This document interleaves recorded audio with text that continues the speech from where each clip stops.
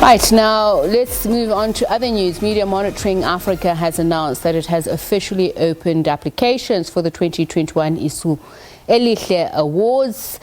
Journalists within the African continent can apply for these awards until the 30th of April 2021. This year's awards are being held in partnership with UNICEF.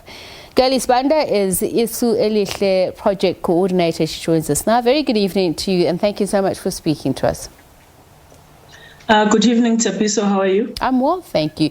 Firstly, just tell us more about the awards and what the idea behind Elihle and its meaning.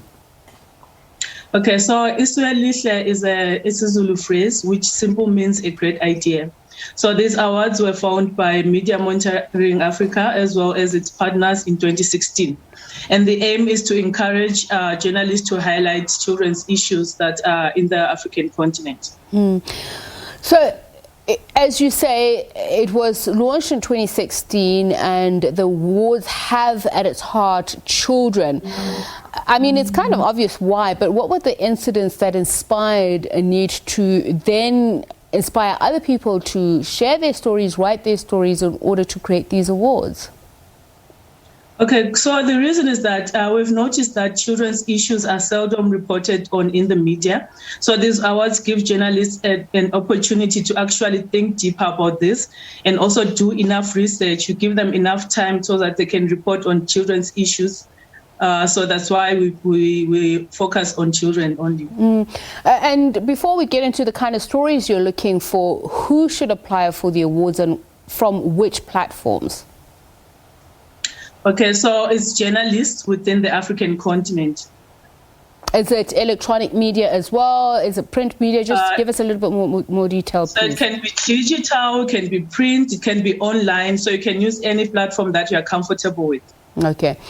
So let's now look at last year's winner and why it was the winning story. Okay, so last year's winner is Catherine Clary. She's a journalist from Cape Town and she works for Spotlight.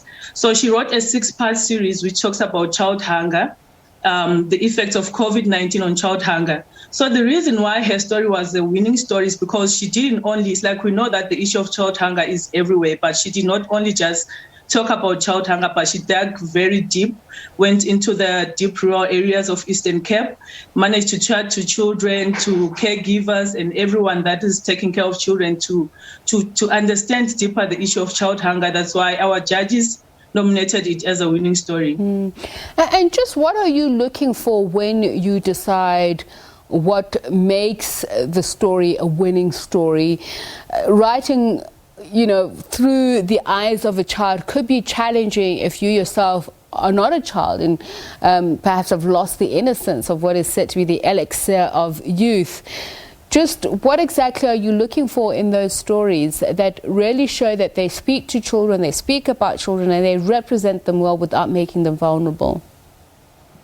Okay, so the story must impact, and then it must be about, and then it must also give a voice to children. Like we've seen most of our journalists, they go out to the field and chat to children that if the story does not give harm to the child. So they manage to interview those children or interview their caregivers. So by doing that, it gives the children a voice. That's why we encourage them to do that. All right. The prizes, what are the prizes?